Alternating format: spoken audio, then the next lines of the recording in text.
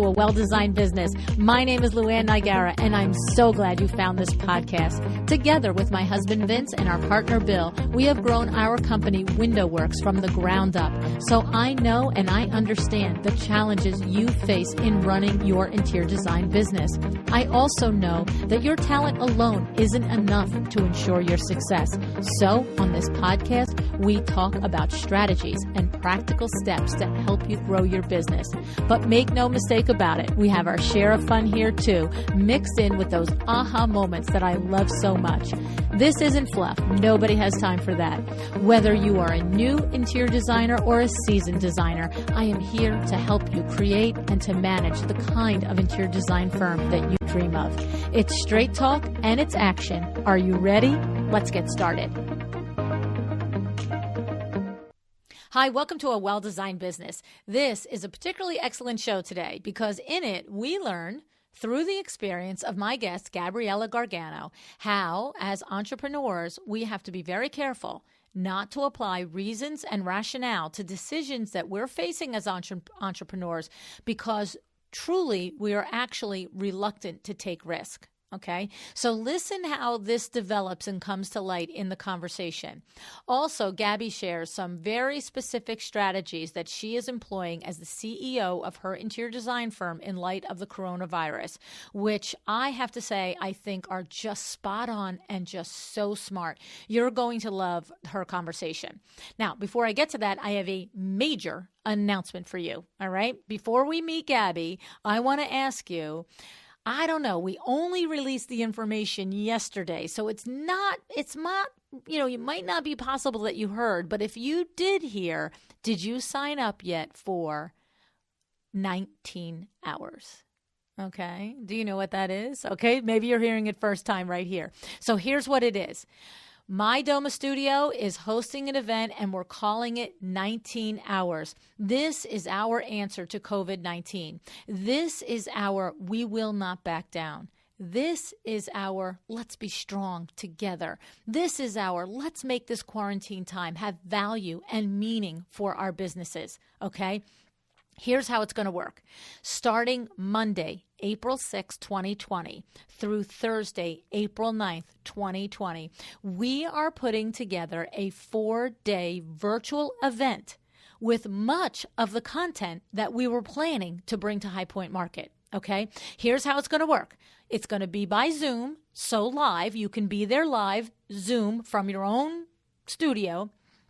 Every single day, there's going to be a presentation at 11 a.m., 1 p.m. and 3 p.m. Eastern Standard Time, okay? Solo presentations by business leaders like Nicole Heimer, Claire Jefford, Michelle Williams, Darla Powell, Nancy Ganzicalfer, and others. And all of these are going to take place at the 11 o'clock a.m. and the 3 p.m. slots. Then, every day at 1 o'clock, I'm going to lead a panel discussion with some of our industry's top designers and business minds. Okay. So if you've ever watched when I am ramping up for High Point Market and out comes all the social media about all the panels that I'm doing and all the great guests and the conversations we're going to have, and you've ever thought to yourself, oh my goodness, I wish I could go there for that. Well, guess what? Now you can be there for that, right? So here is just a short list of some of the designers that are going to be in those panel discussions during the week. Sandra Funk, Monica Wilcox, Cheryl Luckett, Toby Fairley, Dina Holland, Tracy Connell, and Kate O'Hara, to name just a few. Sarah Lynn Brennan is another. I mean, this is going to be epic. And here is the very best part of it. Well, the very best part of it is all the insane content that you are going to get. 19 hours of content, okay? But here's another really cool part. It's free. That's right. And not only is it free, it's going to be recorded, and you are going to get a copy of that recording. That's right. So if you are quarantined already and you can join us for every event live, well, that is outstanding, because then you're going to be able to put questions in the Zoom chat. You're just going to be able to see it happening in real time. It's going to be off the hook, right? But maybe you're homeschooling your kids. Maybe you have family that you have to take care of. Who knows? The thing is, if you can get to 1 in real time, 5 in real time, it doesn't matter, because you're going to get the recording of it and you can sit and watch all of this amazing content whenever you need to. You will have it forever. Okay? So here's the thing. You know me. I'm going to be pulling out of these, business rock stars, their very best strategies for business in normal time and business in coronavirus time. Okay? So this is our answer. It is called 19 hours. All right? Go to mydomastudio.com/19 hours. HOURS. Okay? mydomastudio.com/19 hours. All right. Spread the word, invite all your designer besties. And I have to tell you, the content is relative for any creatives, photographers, landscape architects, builders. Bring them all. The more the merrier. Let's do what we can together to help each other get through this business crisis. Okay? All righty. Now, so who is Gabriela Gargano? Well, after graduating from college with degrees in art history, Hispanic Studies, and business economics, she spent more than a decade at Goldman Sachs as a sales trader and relationship manager. She grew her passion for interior design through real estate investing, renovation, and staging of her properties in Manhattan. In 2016, Gabriela decided to leave finance and establish Grissoro Designs, a full-service interior design firm located in New York City. By implementing a transparent process, clear communication, and an active project and budget management, Gaby and her team provide a seamless experience, resulting in a beautiful and functional space that truly feels like home. Grissoro Designs has been featured in Architectural Digest, House Beautiful, Domino, and several other publications. Services offered include interior design, full-scale renovations, project management, budget management, art curation, and real estate advisory. So one more second before I introduce you to Gaby. I want to thank Kravet for sponsoring the show. Kravet is a leader in our industry, and by sponsoring the show, they have shown their commitment to bringing content and information to you that builds and supports your business in good times and in bad. And I'd like to ask you, when you are sourcing for any projects that you might be working on now, if you haven't before, give Kravet a look. It is time to look at them, and it is time to thank them in a way that is more than a simple thank you, okay? What you can do by placing their products in your clients' homes, whatever you can do, I know they would be appreciative. They've sort of paid it forward with us these last 4 years, haven't they? And also, many of the Kravet products are made right here in America, so you don't have to worry about overseas and shipping and, the factories being closed down, at least in America so far, right? But I mean, I'm dead serious about this. Kravet family and employees and they've paid it forward to us. So any opportunity that you have to place any Kravet product in a project, I know would be appreciated. And don't forget, if you haven't used the code yet, you can use the code for 10% off any one Kravet wallpaper, fabric, or trim order. It's AWDB10. And I have to say, recently I'm aware that there was a technical glitch.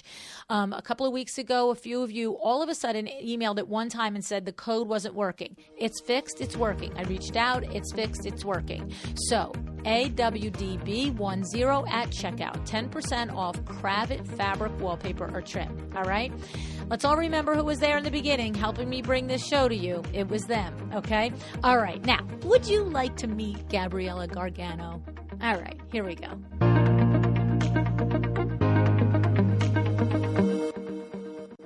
Hey, Gaby, thank you so much for joining me on A Well-Designed Business today.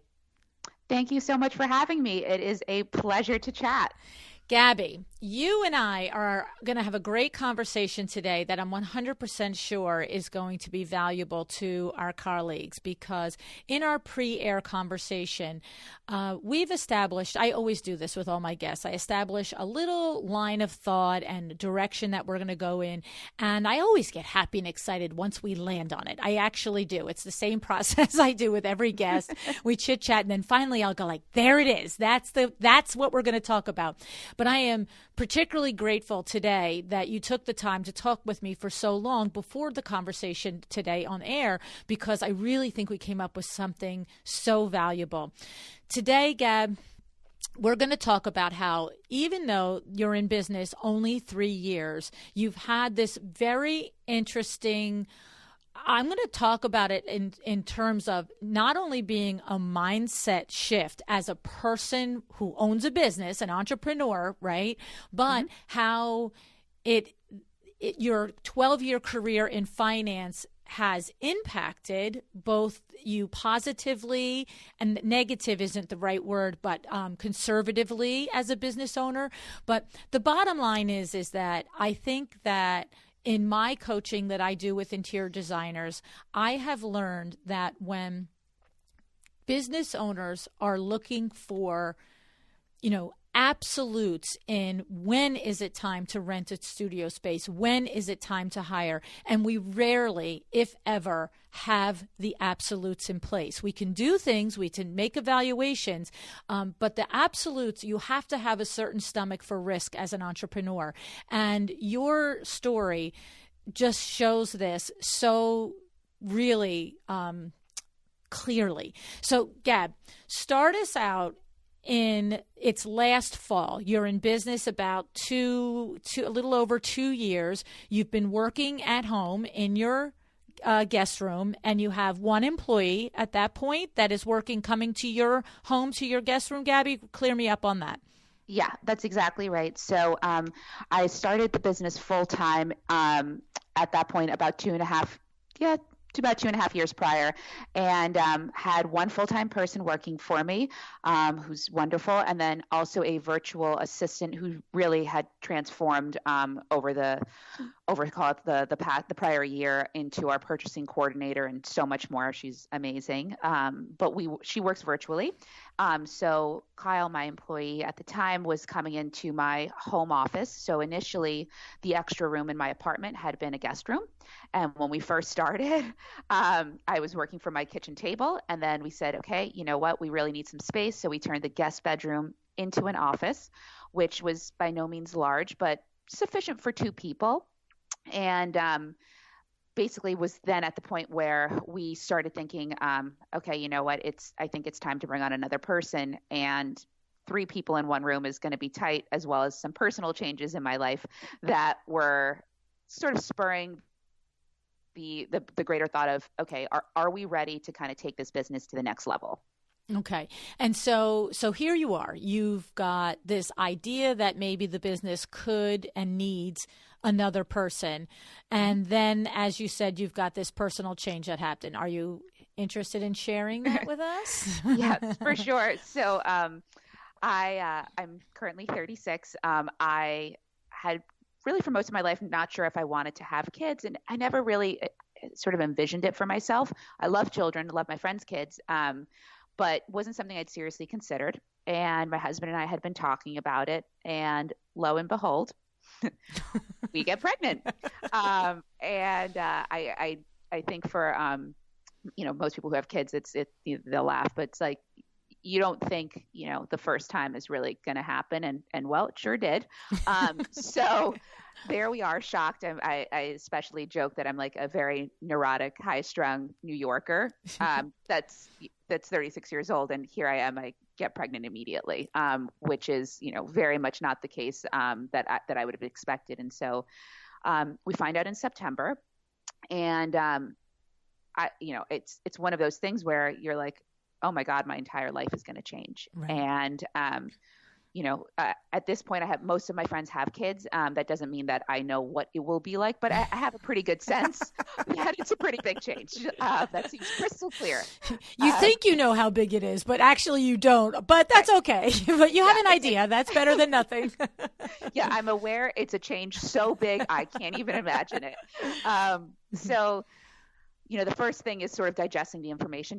To be honest, it was such a surprise for us that we had thought about it, but really not that sort of seriously. We never expected for it to happen so quickly. And so we're digesting that information. And part of that is also waiting the 3 months to get past the first trimester to see if this is really happening. And we get to that point, and I'm already starting to think, okay, what's going to happen for me with my work, my business? How's this gonna work out? I can't really imagine it, but I don't really like to get too far ahead of myself. Maybe I'm superstitious.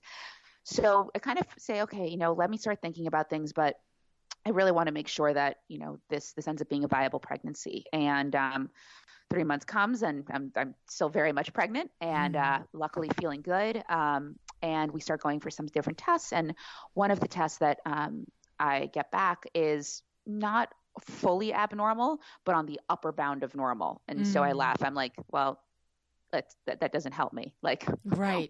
What does that mean? And so, the doctors very thoughtfully are like, look, there's an elevated risk of some potential issues. The only real way for you to find out if this is going to be something potentially like life-threatening is to do an amniocentesis. And that is a very hard decision for, I'm sure anyone who has had to go through that, or whose partner or friend or family member has had to. There is a risk that comes with it. But ultimately, after a lot of conversation, we decide to move forward. And the reason why I'm giving all of this background is it was really, I was sort of planning that I was going to have a child, but not really. And then having a hard time making some decisions on what to do with my business. And because I just wasn't sure how imminent was this life change going to be. Fast forward, we do decide to do the amnio. We finally get the results at 5 months of pregnancy, and everything is great. Thankfully, the baby is healthy. And so now it's like, okay, well, you have 4 months to really, execute on any of those plans that you had. And so luckily, the whole thing that sort of started happening for me internally was to really say, okay, so part one is that, yes, I have a life change coming up. If in fact I have a child, the guest room, unfortunately, can no longer be an office. It's going to have to house the child. So we are going to have to take the baby home from the hospital. Like, here he comes with us. That's what I hear. So eviction notice for my company, more important tenants moving in. So VIP. So VIP, really just takes the cake. So I said, okay, so that's, part one is we physically will need to move somewhere. Part two is, thankfully our business, has been growing really, really well.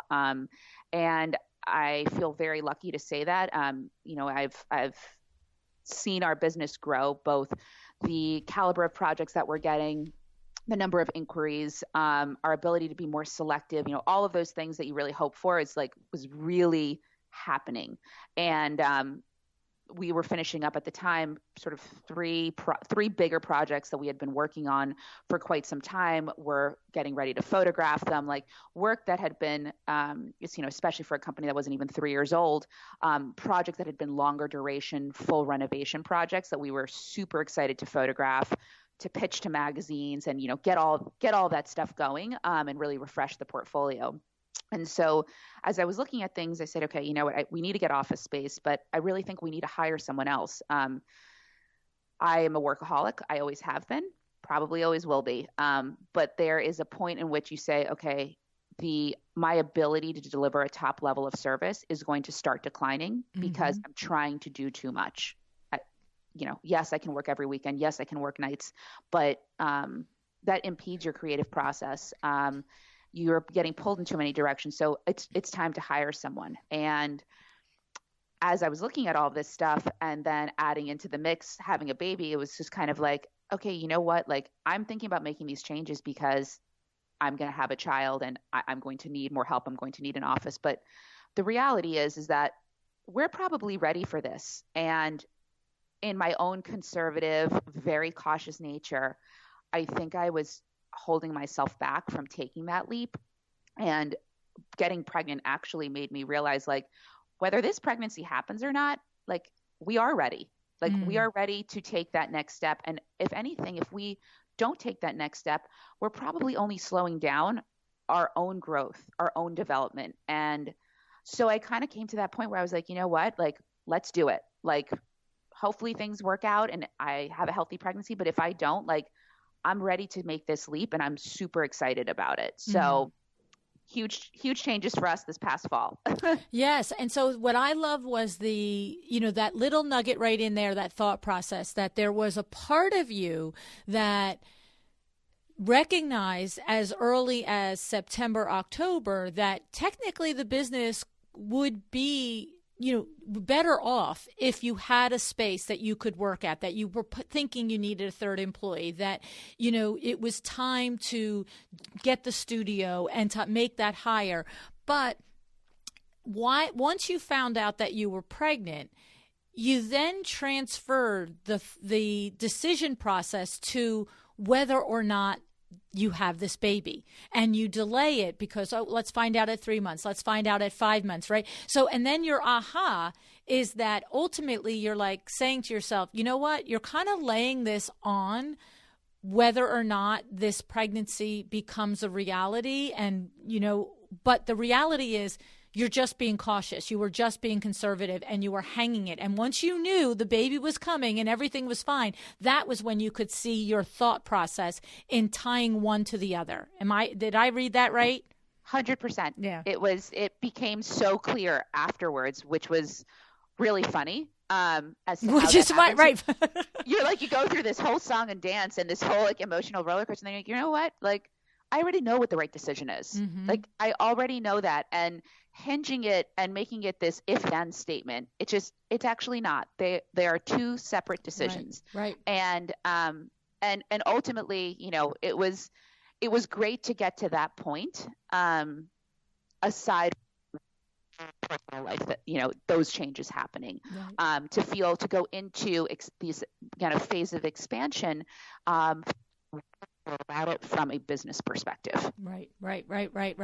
And this is the point that intrigued me, because as I started the conversation by saying, is that there is no way to 100% know that a big capital outlay like this is 100% the right thing to do. It is the combination of analyzing your pipeline, of analyzing your cash on hand, analyzing your different revenue streams, and of course the cost effectiveness of the place that you're thinking about operating out of, and of course the employee that you're thinking about hiring. But ultimately, when you stack everything up, there's still that last final that is just the intuition. Go ahead, go. I got it. Yeah, you just have to trust yourself at some point to say, I've done all the due diligence. I see the need for it. I can afford it financially. And really, the last is the hammer of, just risk it. Put it on the line, right? Yeah. Yeah. At some point, you have to believe in yourself enough and have that level of faith. Inevitably, some people are more risk averse than others. Mm-hmm. I admire people who can just say, you know what, build it and they'll come, and just dive head. That's not who I am. Right. And I would be so uncomfortable proceeding in that manner because it would be too much of a stretch. But being a business owner has really pushed me on a lot of those kind of innate qualities in myself to overcome and say, okay, you know what, I am very risk averse, and that has one implication in my personal life. But it would be very sad for that to hold back the business by letting that, sort of supersede other really positive indicators. Exactly.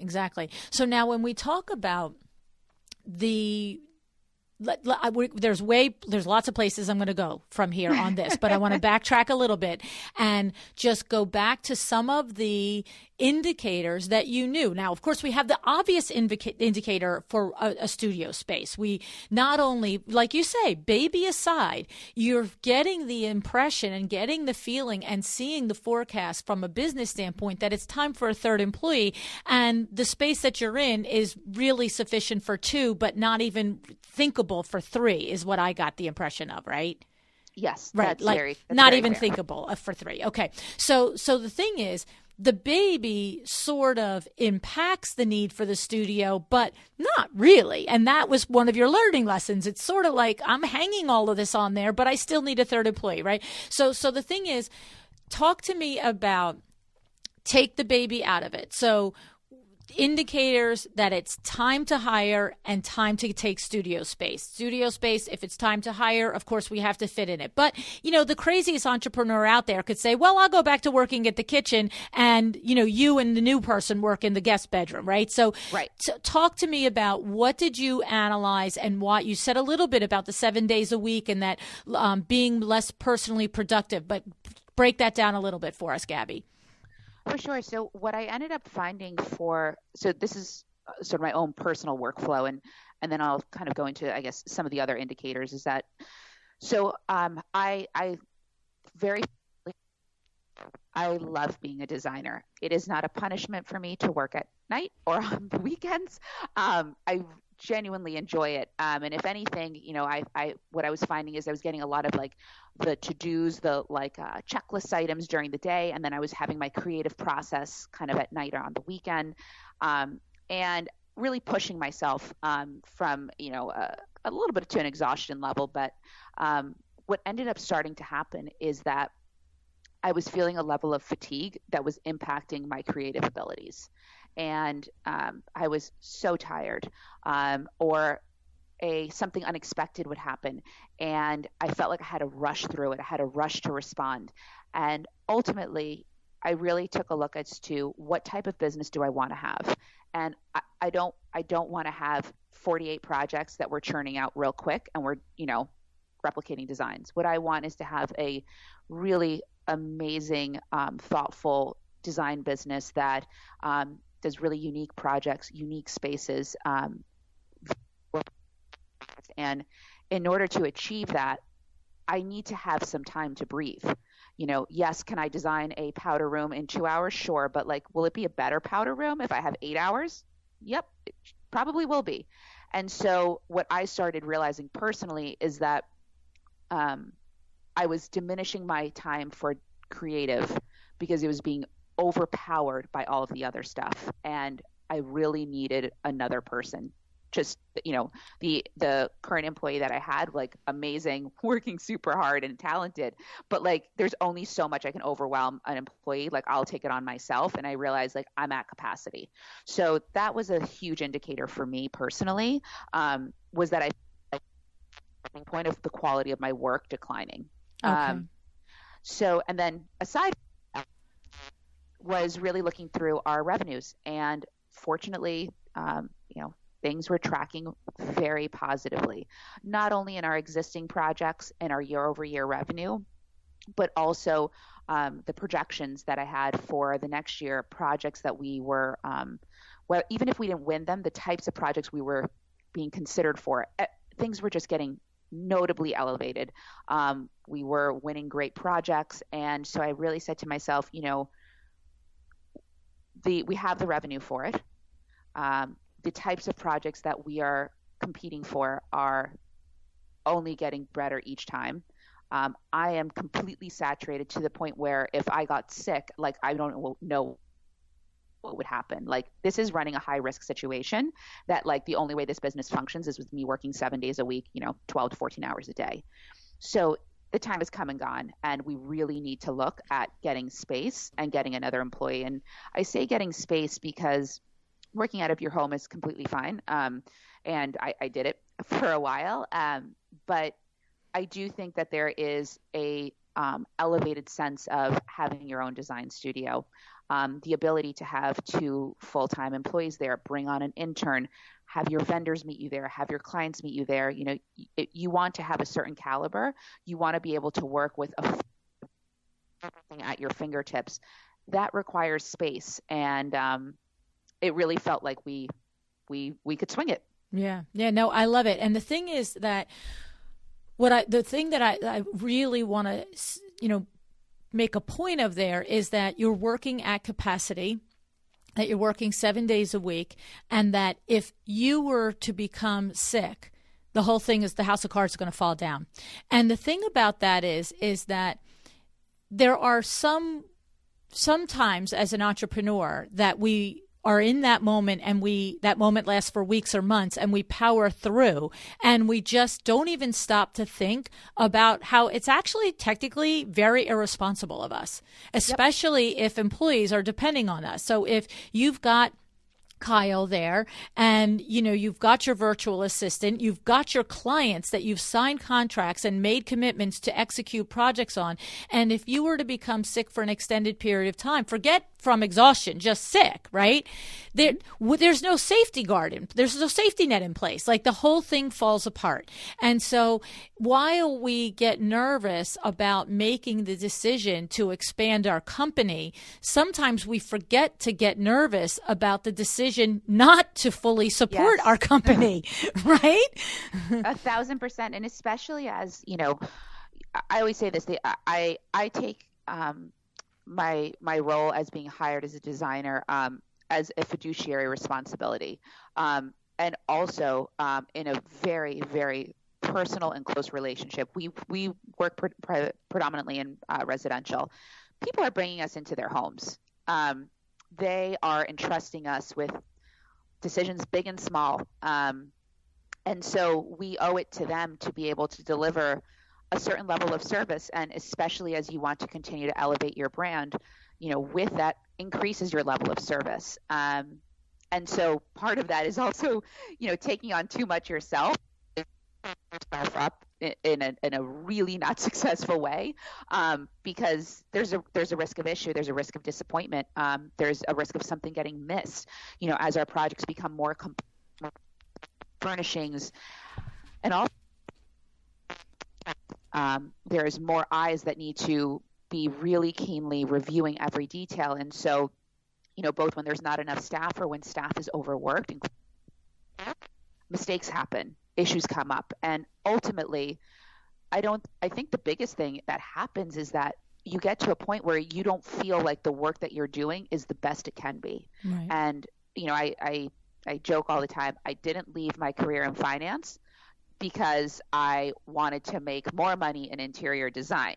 If it is my passion to be an interior designer and have this, amazing firm, then really that should be my focus, is to do incredible work. And if by overwhelming myself or my team, I am preventing that quality from happening, then really what am I doing? And that's sort of a big aha moment, which is, the reason why I started this company is because I have a passion. I want to be around people who are passionate about, creating, and I want to give them the platform to do their best work, for me to do my best work, and to really do some special things.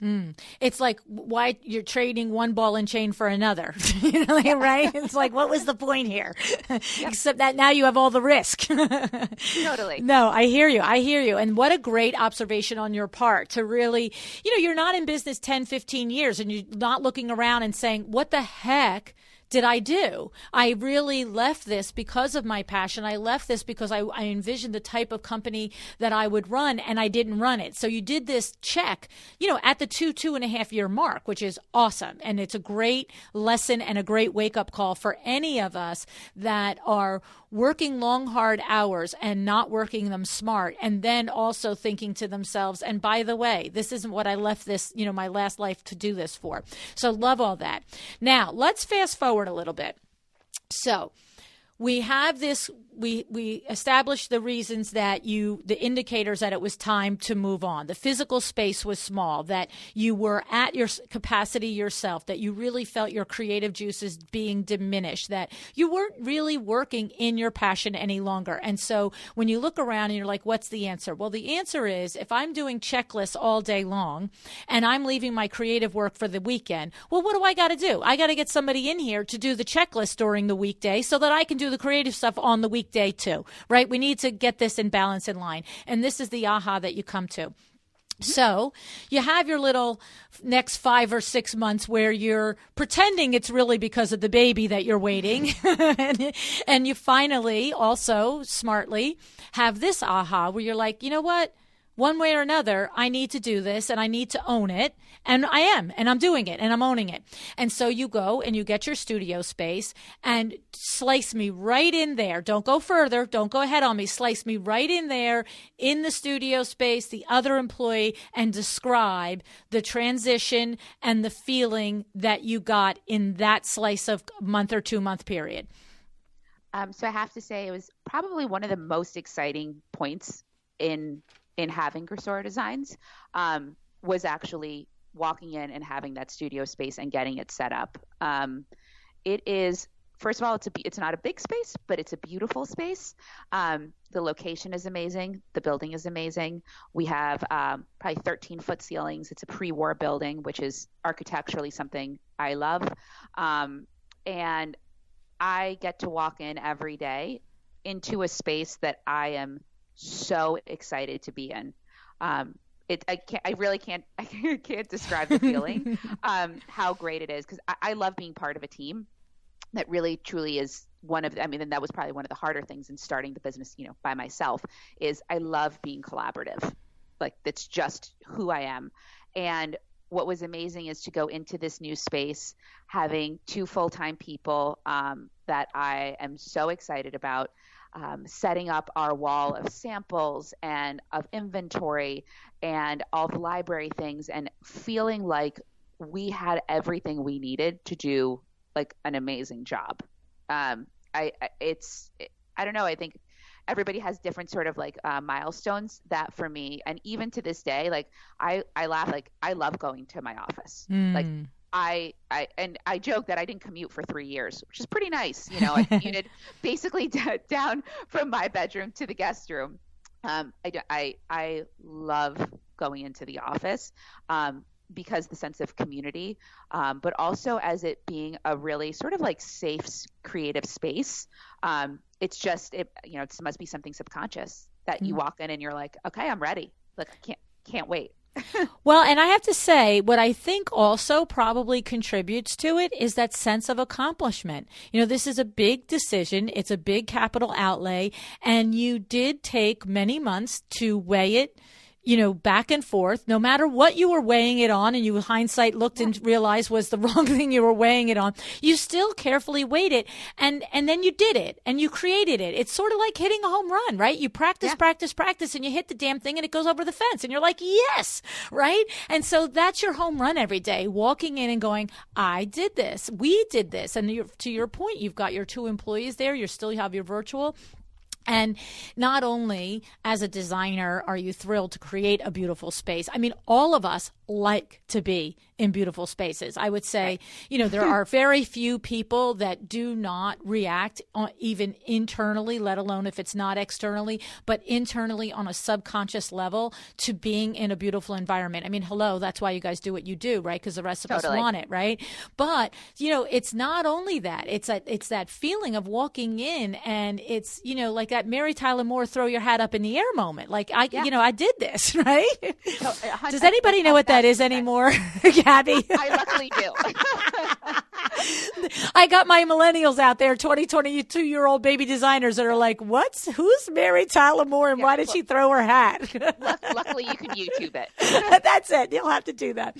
So, okay. So I'm so happy for you. I have goosebumps thinking about you and your colleagues coming in and going into this space.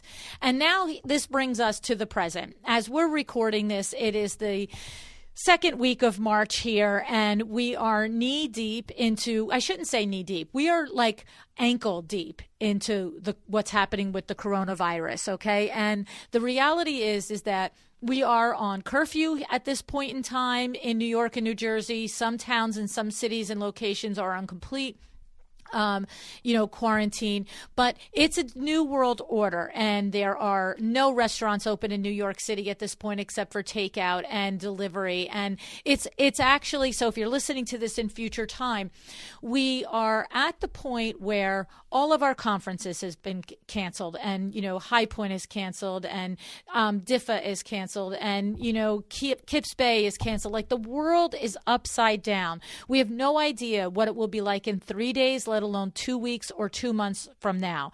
But for purposes of our conversation, right now in this moment of time, you're a few months from having this amazing space. And tell us where you are now, Gaby. Yeah, so it's definitely, as you mentioned, a very crazy time. And certainly one, I think, that causes, everyone to reflect in a myriad of ways. So it is, life is ironic. We have this amazing space, great team, etc. that we can't use. Right, because you're all working remotely from home. Yeah, because we're all working remotely. It's what universe? What? Yeah, I truly thankfully, I tend to have a sense of humor about these things, in that, you put your hands in the air and it's just, what are you going to do? Right. Get mad? Get sad? Like, it's funny. We've spent literally several months having this, amazing space and the whole 9 yards. And now we're like, cool, we're not going to go there for like at least a month or so, but that's life. And I think a few things. One, we are fortunate that, so far we're still in a good financial place as a business. Everybody's been safe and healthy, and so are our clients. And so, while this is certainly such a bummer, because as I mentioned, I love going into the office. I love having us all work together. Being apart it's not the same, but it's not forever. Right. And, that's, I think, the most important thing to keep in mind. It's not forever. And if anything, if we all learn how to work better remotely, then great. Right. That's actually not a bad thing. We're very fortunate that Rebecca, one of our team members, we have a virtual relationship. So that's great, because and that's, all of our bookkeeping, order processing, et cetera. So one of the most important roles, frankly, at any firm, we already have that kind of at a good pace, and it's really encouraged us to be, find new ways to be collaborative. And honestly, my thoughts, prayers, hopes is really towards, people who are really struggling, and or have someone sick in their home, et cetera, where this is far worse. So far for us, it's a bummer, but I'm hopeful we'll be back in our saddles in the coming weeks. Yes, I 100% echo that.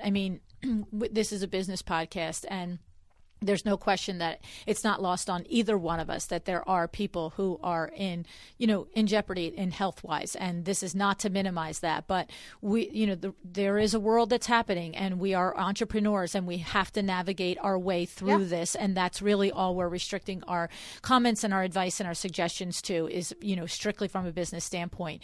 So here's the thing. What I also learned in our off-air conversation is that you are literally taking specific steps in order to look ahead over the next coming weeks and months on how to manage and lead your business through this crisis. And I just want to say that a week ago on Tuesday, I did a solo show where I expressed to you guys the things that are the first things to address and take care of. But in talking with Gaby today, I've learned that, she has some great tips here on things that she's going to do. So Gaby, walk us through some of the things that you are doing right now in real time, and decisions and criteria that you're setting up for your business in navigating this crisis in business.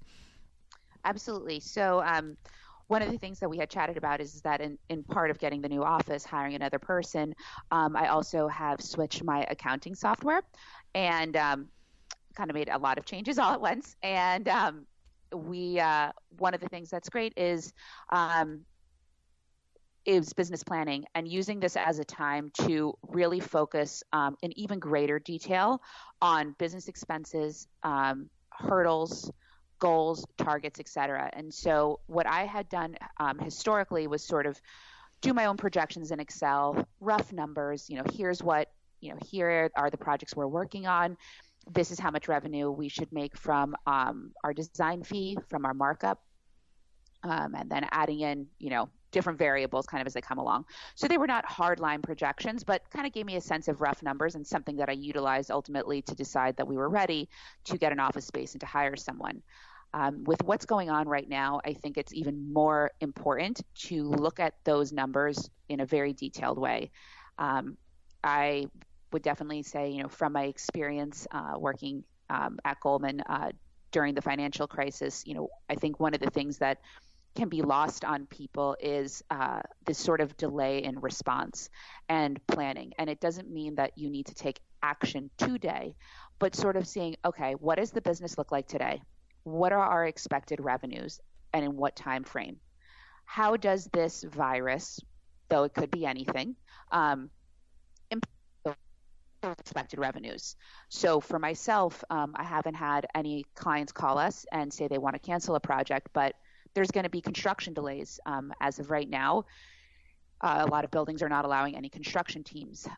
So, okay, that means a lot of those revenues are going to get pushed back a month, 2 months, 3 months, who knows?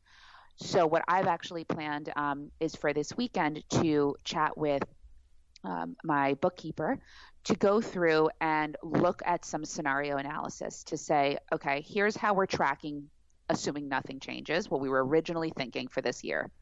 Now let's take those numbers and let's push them out. Let's reduce some of our expected budgets by 20% or 30%. And the idea of doing this is to say, okay, I know what my overhead is, which did increase as of last year pretty significantly.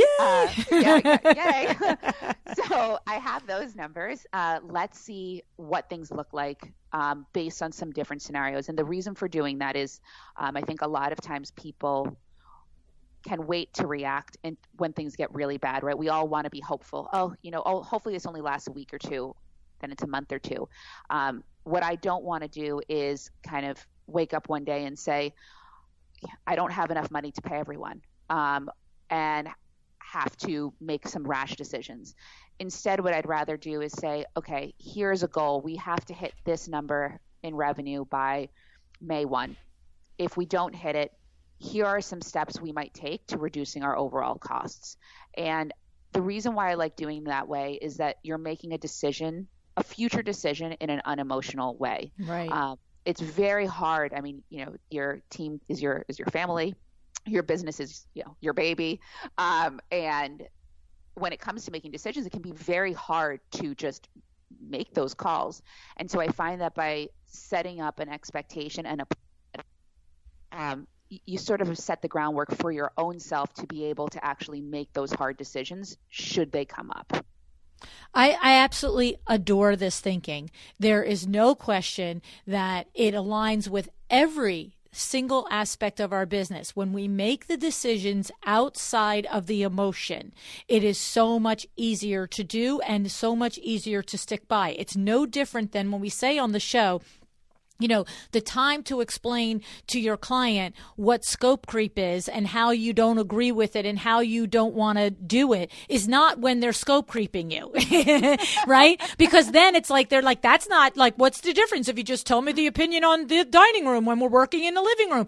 And there you are after the fact saying, well, that's a new project and I've got to bill you for it, right? But if you say it in the beginning, we're working on your living room. You ask me one blasted question about the dining room, that's scope creep and you'll get an invoice for it. Of course, that's inside voice, Gaby. We don't say that really to our customers and our clients, but we kind of say it in a nicer way. And this is what I love about what you're doing. You have your revenue goals and projections that you made at the beginning of the year. And they're always front of mind. But now in this crisis, you are going to go back. You're going to meet with your financial counterpart. You are going to look at them with a fine-tooth comb. And you're going to say, what really was the revenue goal? And what is the minimum that I can hit?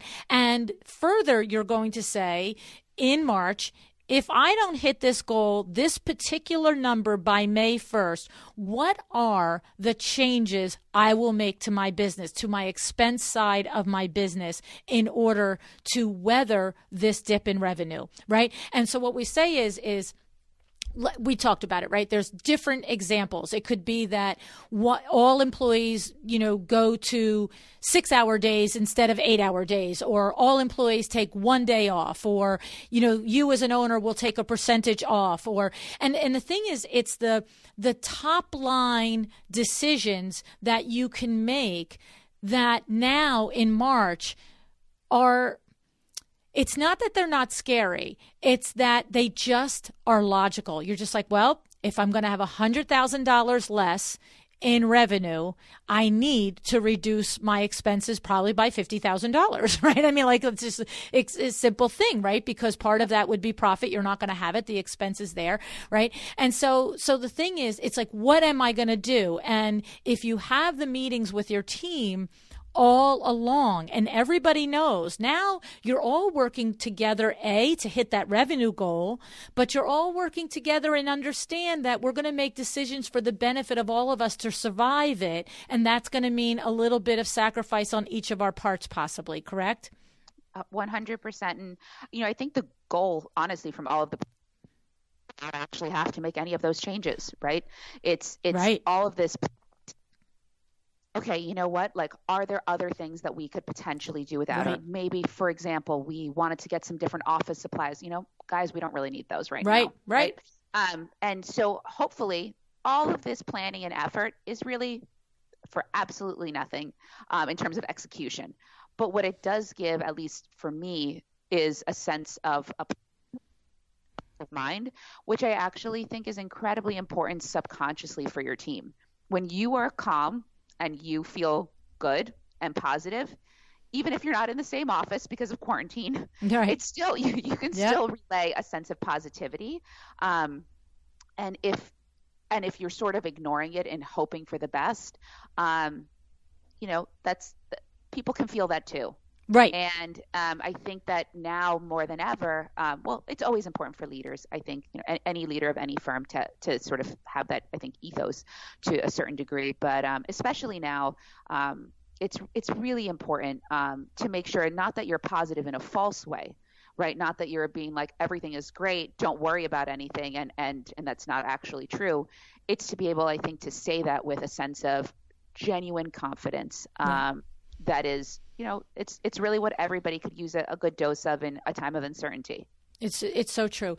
I have mentioned it many times over the course of the year of the podcast, and I've written it in my books, how we ignored our first major recession at WindowWorks in the early 90s. And, we just kept saying, oh, it'll be fine. It's not going to be that bad. It would be like at this moment in time, the beginning of March, not to be making changes in our businesses. And it was the exact same thing. And it would be like getting as far as, say, everything keeps going on a negative trajectory of the coronavirus. Just assume that cancel.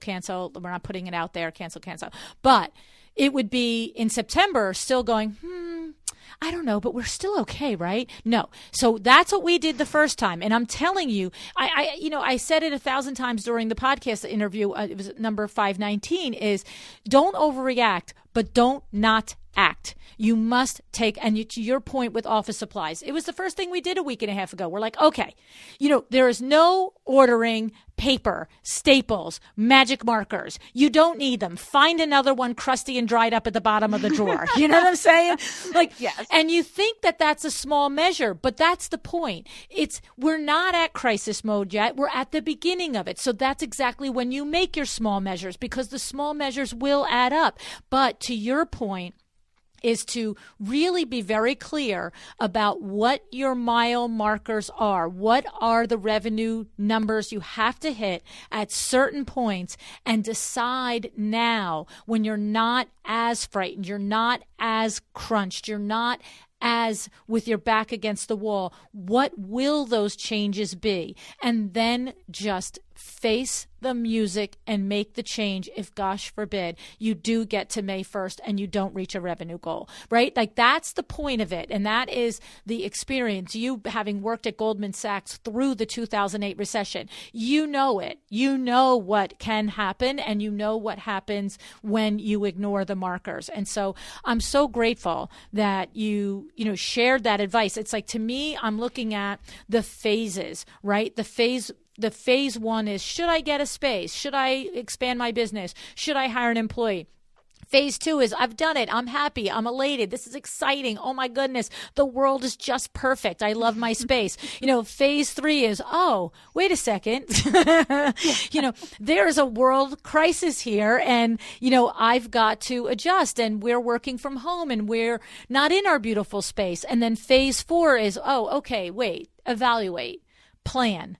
Let's eyes wide open. I am working from home. I'm keeping everybody upbeat and positive. But as the leader and the owner and the CEO of my firm, I'm back here and I'm planning and I'm looking and I'm strategizing. And then, of course, phase five, if you have to get to it, is to enact some of the hard decisions. And I have no doubt whatsoever, Gaby, that you will do that if you need to do it. But we love that we're setting up our entire team for the eyes wide open, because it is as important for them to understand what the markers are, because then they can work for them. They can work towards them too, right? They're not just like, hey, wonder what's going on. My husband wanted to have an emergency meeting at Window Works again yesterday at 2:00 in the afternoon. And I'm like, but not everybody's here. He's like, well, I just feel like we need to tell them that we're taking our pay cuts and we're doing this and we're doing that. I'm like, I get it, but we kind of need the whole team here. You know what I mean? Yeah. And he's just like, he just wants to let them know so badly that him and Billy and myself are strategizing, and that, just because we told you on Monday's meeting we're doing these things, it's Thursday and we're thinking about it again. And I'm like, right, but we need everybody here. Like, relax. We have to, you can't tell 3/4 of the team, right? So, but the point is that when you've been through it and when we, like I said, we went through it the first time and we almost lost our entire business. By the time 2008 came, we sailed through that recession eyes wide open. Not that we did not make the hard decisions, please. The point is, we did exactly what you said. We're like, okay, these are the first line items. We don't need gas at this gas station. We don't need staples. We don't need extra toilet paper. Okay. Second was, we got to do this. Third was this. Fourth, and God forbid, sixth, it came to, we had to let a trusted value employee go. That we couldn't stand that we did that. But we knew if we got to September and things hadn't changed, then that was what was happening. And that employee knew it in June. We knew it in June. She knew it in June, and in September, we weren't at our numbers, and it was gross. I mean, it was hard. It was gut-wrenching, right? And the testament is that 2 years later, we hired her back. It's Kim, my Kim that I talk about and love all the time. You know what I'm saying? It's like, nobody wanted her to go. She didn't want to go. You know what I'm saying? So, but you need to make the hard decisions as the business leader, right, Gab? Yep, absolutely. And I think and that's the thing is, to your point about communication with your team, it's communication with your team, it's communication with your clients, with your vendors, whatever it might be.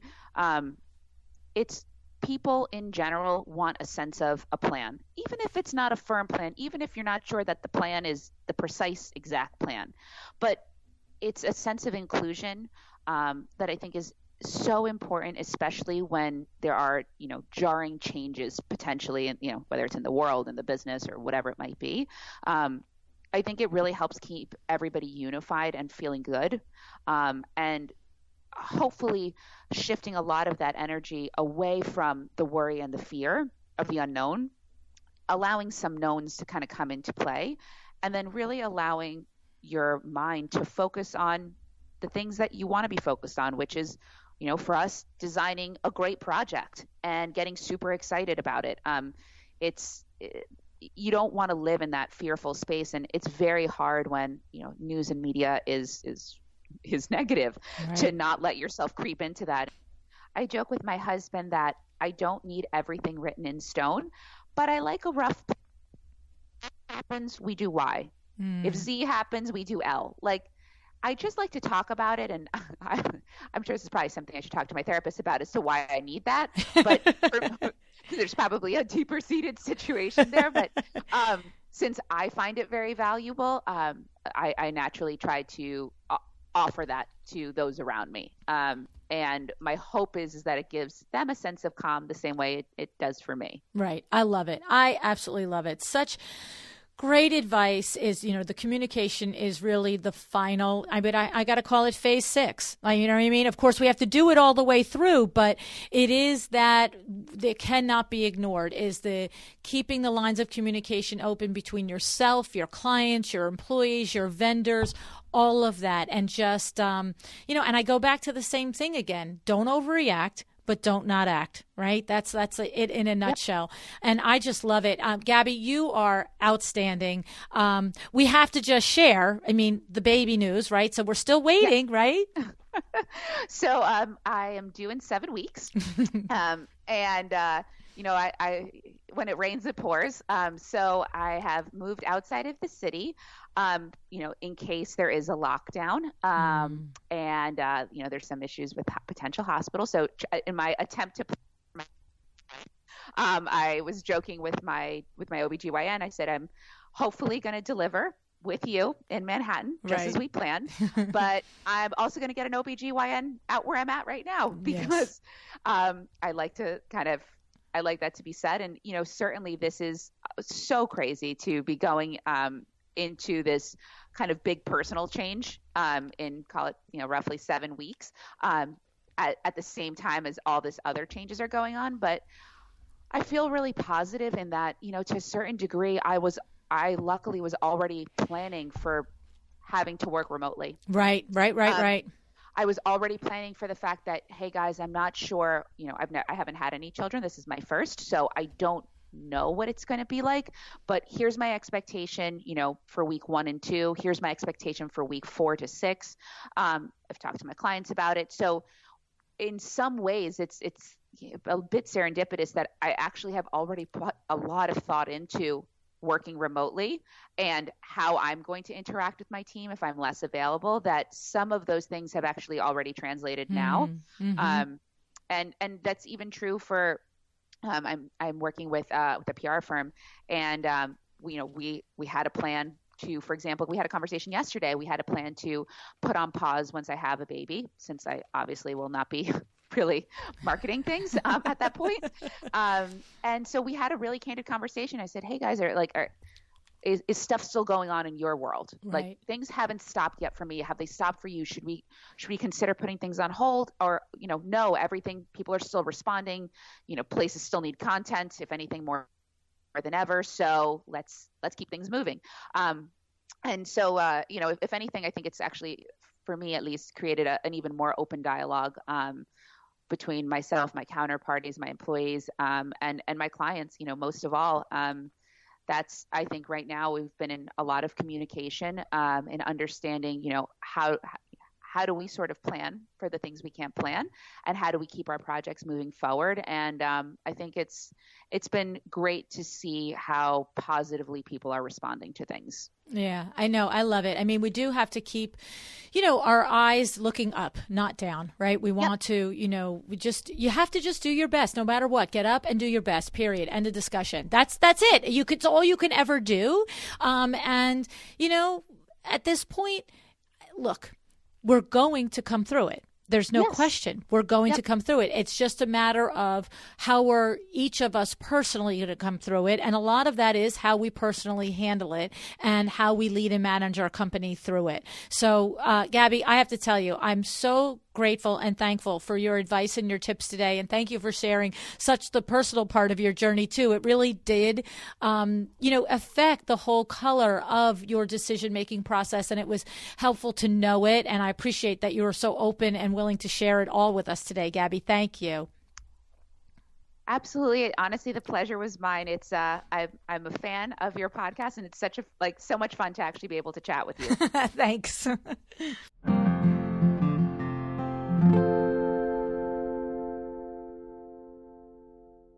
Smart lady, right? I mean, that's a definite hashtag smart lady if I ever gave one out, right? I just love the list of indicators that she used to determine that it was time to hire and grow her firm and rent a studio space, okay? Especially after she had the aha moment that she was leaning on other decisions and other circumstances, the imminent birth of her baby, to pretend is a tough word. It wasn't a pretend. It was just to confuse that was what the issue was, right? But once, she was clear, she realized that she had a foundation of reasons to go ahead and do that, okay? And before I recap those for you, I want to thank Kirsch for sponsoring the show. You know that window treatments are a terrific revenue stream for your interior design firm, and Kirsch has an outstanding line of drapery hardware, something that is perfect for every project, whether it's a sleek architectural project that you need clean ripple-fold draperies, or you need decorative rods in either metal or wood finishes, all the way to the motorized Breeza collection. Go to Kirsch.com to find the Kirsch dealer in your area.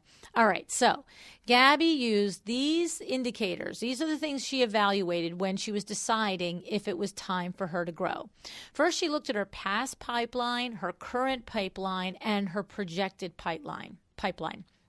And you know what I like is I like that little thought process that she had. She mentioned that she was looking at the projects that she wasn't necessarily landing, right? But she said that looking at the types of projects that she was consistently getting the opportunity to pitch, she realized she was swimming in a very good lane, right? That these were the type of clients that she wanted. And it was just a numbers game at that point. But the point is that when you aspire to hit the next level in your business, what she's saying is, when I really paid attention, every time I was going out and every time I was being called, it was for X type project, which was the type of project she wanted to do. As opposed to, you can imagine if she was like, oh, I got called once out of 5 times for a full service luxury, but 4 times it was for a single one-off room or whatever. And then the thought would be, not really attracting enough of the type of project that might necessarily support this financial decision I'm going to make. So makes sense, right? I love it. And I also want to say to you, as a side note, if you need help figuring out your past, current, and future pipeline, the potential for the revenue, not just the evaluation of the type of project, that's not always so easy to do. It's a little confusing, okay? But there are 2 amazing ladies in our little podcast land that are really, really good at doing it. Number 1, we have Michelle Williams. She was one of the co-authors in my second book. She has her own podcast, Profit is a Choice, and she is an excellent resource for you when you need help analyzing your pipeline. And the second is Kim Merlitti, who happens to be going to be a co-author in the next volume of my Power Talk Friday Experts, which is coming out this November 2020. Kimberly Merlitti is absolutely experienced at this. She comes from a background of project management and understands this like truly intimately. So if you need help doing these things, then I would reach out to one of these smart ladies. All right. Now, the other thing that Gaby did was that in thinking about was she ready to hire, she recognized that she was literally so fatigued that she was actually jeopardizing her ability to deliver her best creatively. Okay, so she said, I'm going to work a 12 or 14-hour day. She's not afraid of hard work, but it started to be the just look in the mirror of, am I doing my best work by doing a 12 or 14-hour day? And of course, if you're not delivering your best creatively, it's sort of like, that's not good for your firm, right? Like that's not a good calling card for your firm, right?